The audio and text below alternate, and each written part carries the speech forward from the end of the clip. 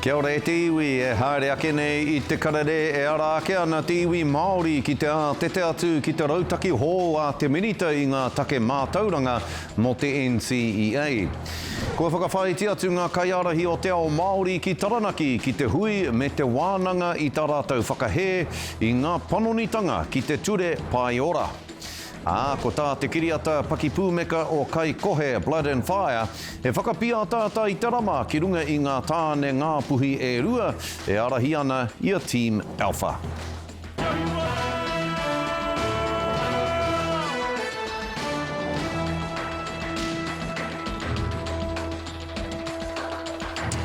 Kei ngā maunga kōrero o te motu tēnā koutou katoa. E ara ake ana te iwi Māori ki te tete atu ki te rautaki hō a te minita I ngā take mātauranga mo te NCEA. Torurau tāngata I tai atu ki te hui tuatahi a ngā kura āiwi I ngā tau nei. I naia nei neke atu I te 3,500 no ngā tō pito katoa o te motu. E tai atu ana ki ngā hui o te wā, hei tautoko ake mā rātou I te tono, wai toru toru tahi kore.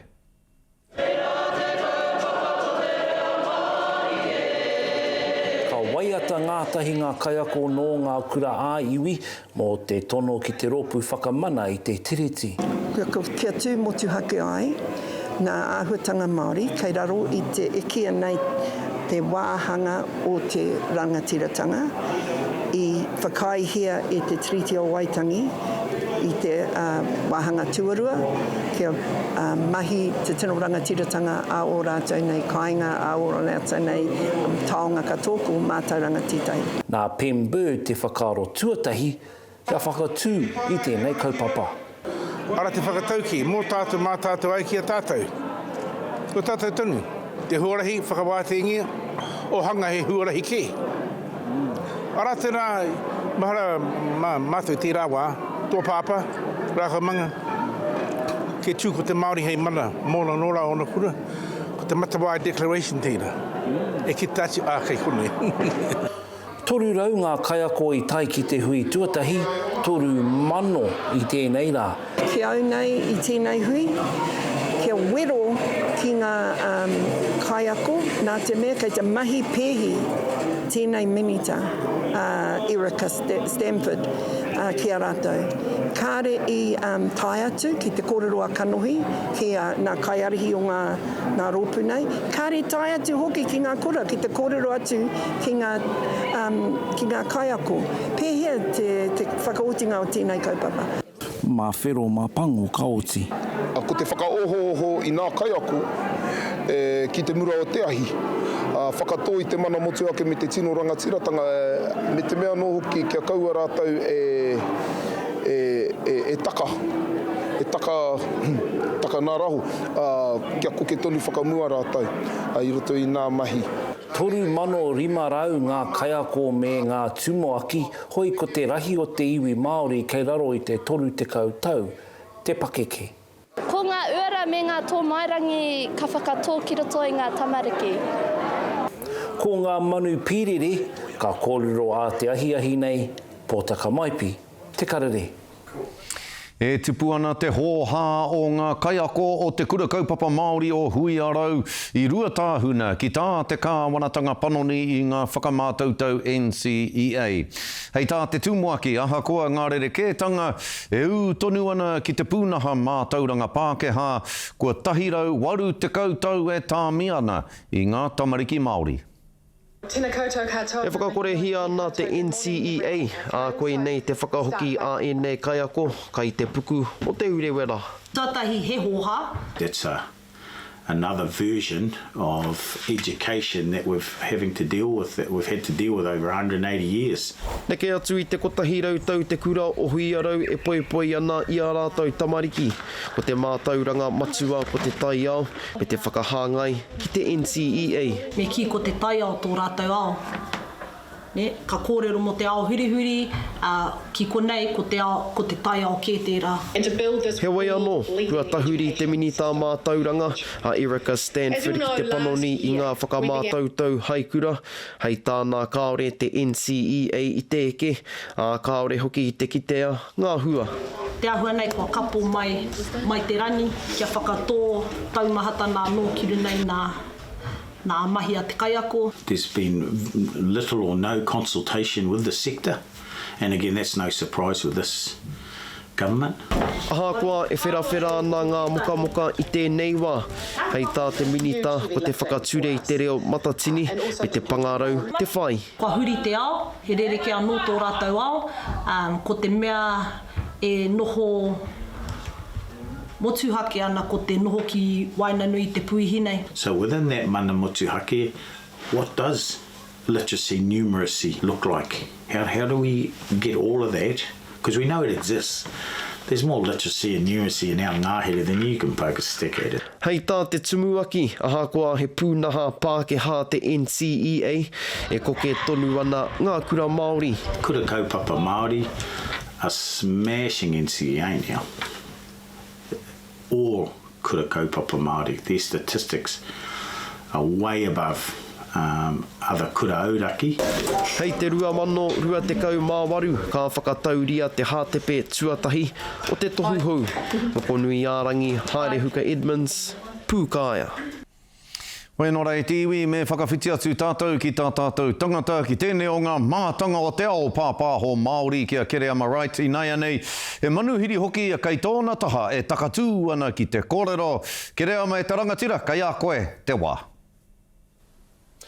E taku rangatira e skori tēnā koe kei konei au kei ngā whare wātea me te hā kei konei kei tōku taha ko Penny Henare a tētahi o ngā o te kaitono o tēnei rohe o Tāmaki Makaurau e taku rangatira e mihi ana ki a koe. Tēnā tātou.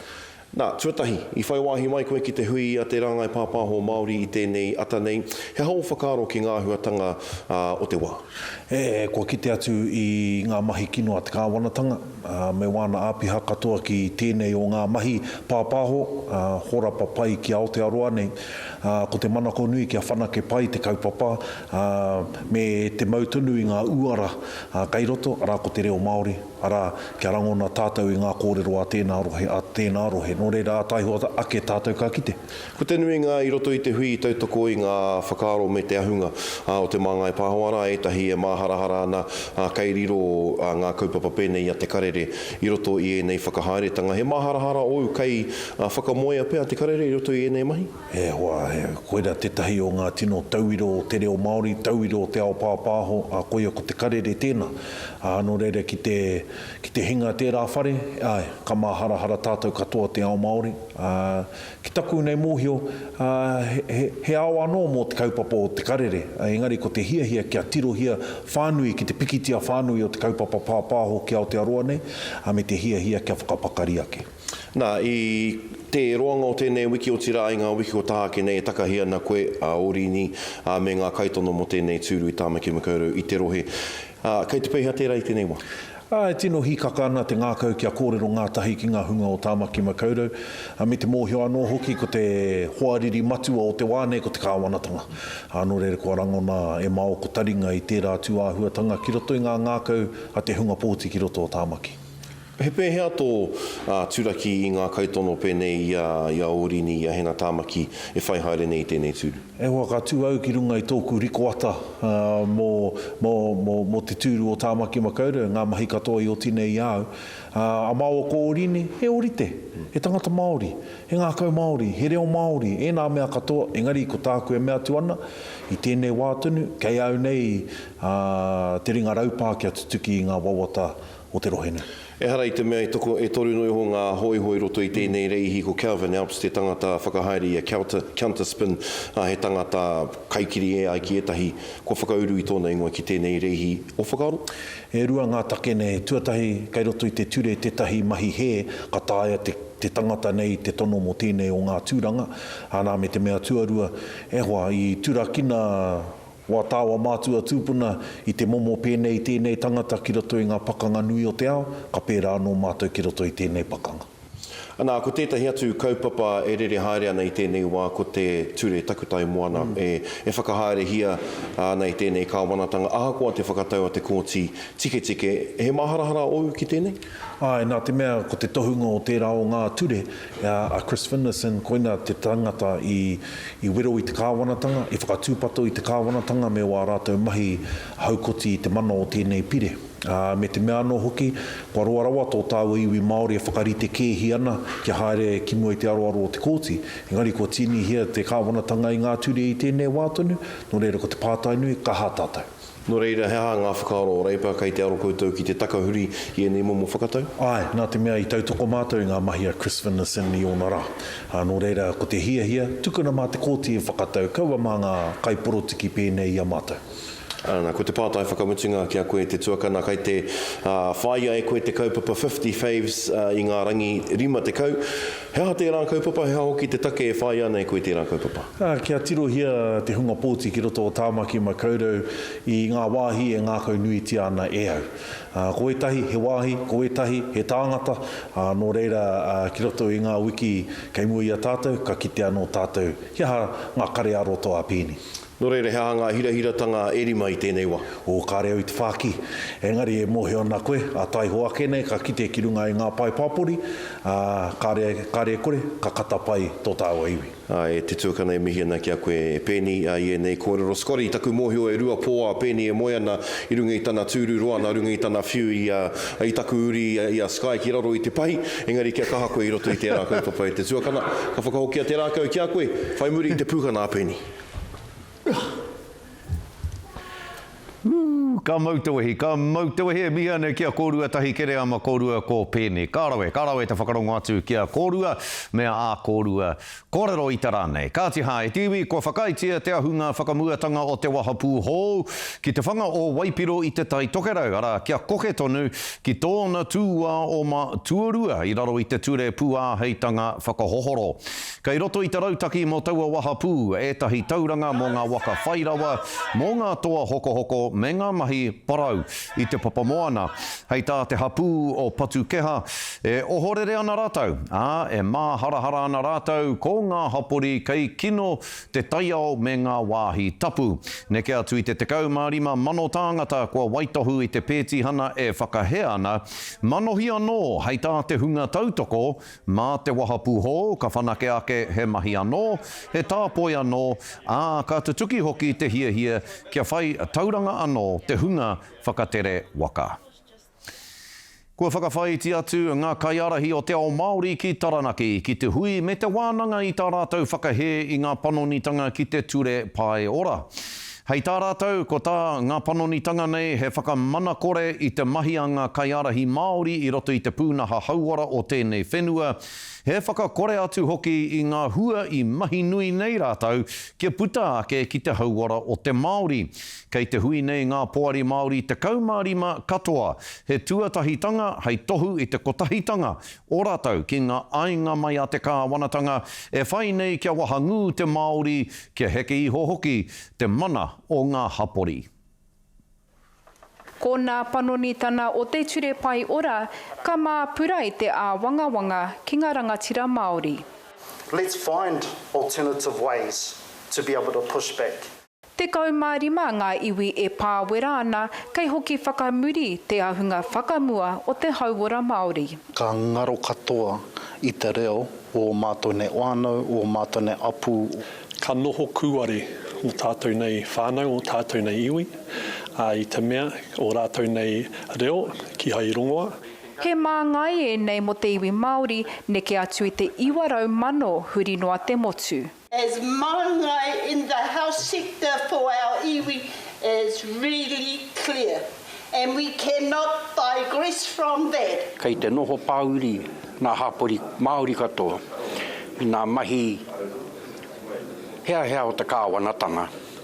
Whakakore nia wha tātou mana i roto i te ture arako te pai ora. Kei te whakatauhia e te kāwanatanga, kia panonihia ngā kaupapa taunaki a ngā poari iwi mai te whatiora ki tētahi komiti anō. That advice can then be provided to the Minister or the Health New Zealand Board to consider. But what they failed to recognise is that we were created because the Crown acknowledged that there were inequities.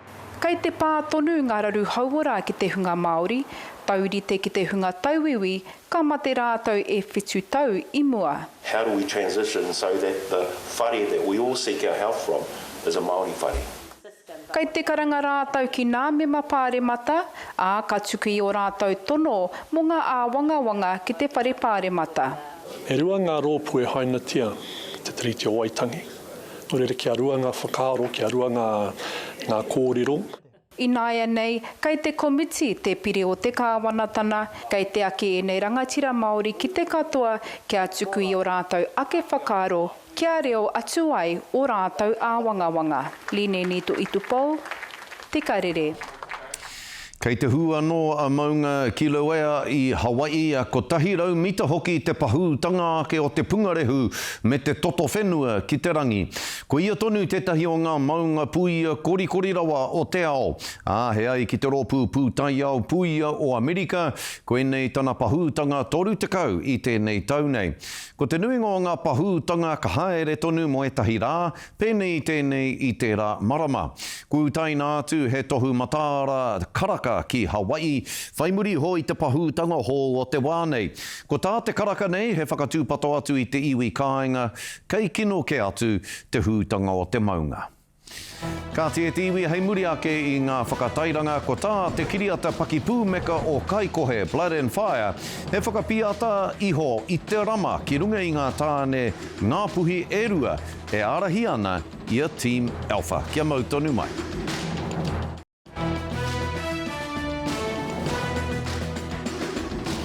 Hoki mai no ki te karere e karema, ko tā te kiriata paki pūmeka o Kaikohe Blood and Fire.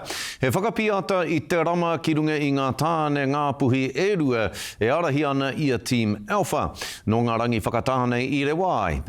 Ko tāna he whakaatu i te tata me te pakari o te whanaungatanga o te rōpū MMA o te whareha kinekina o Mill i Kaikohe.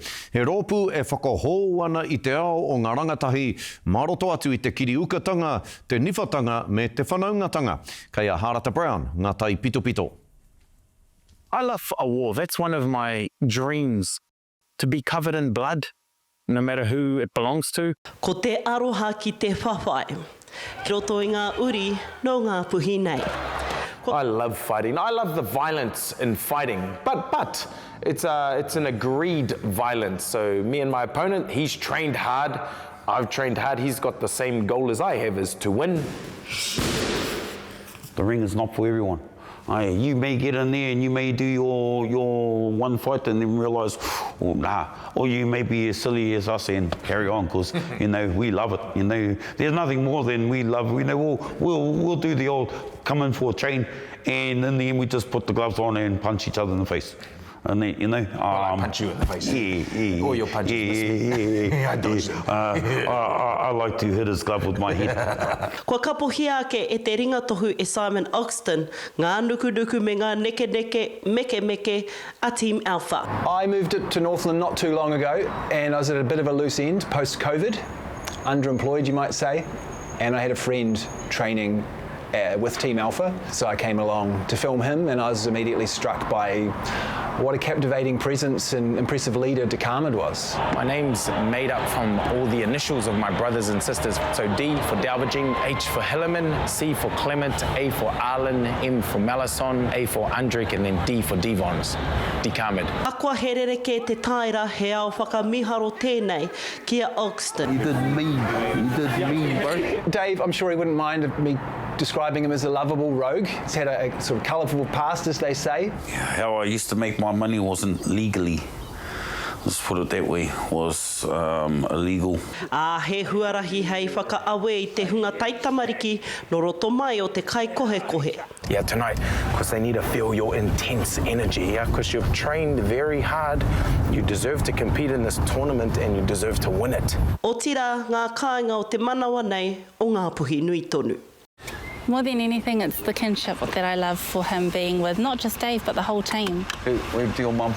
They provide him with that brotherhood, that real solid male foundation that he otherwise doesn't get with us, being an all-female family.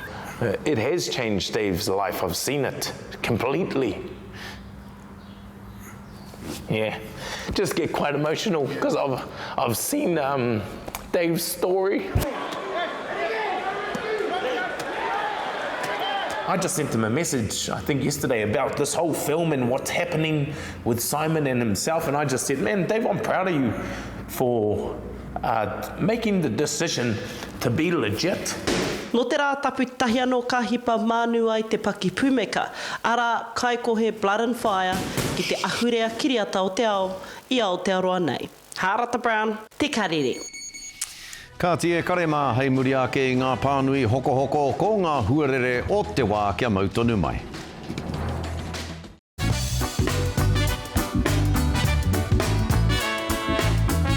Taki hoki mai anō ki te karere, anei ko ngā tohu huarere o te wā.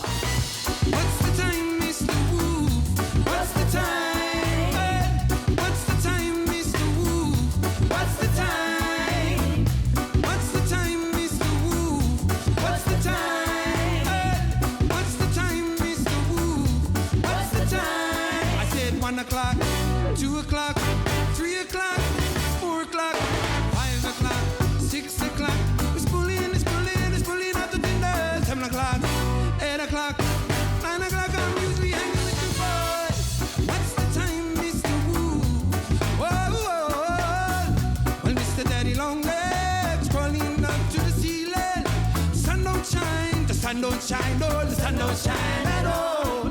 Mama, Papa say you got to go to school, but I don't know what for. Now that I'm growing up and seeing the world and what it's like. What's the time, Mr. Wu?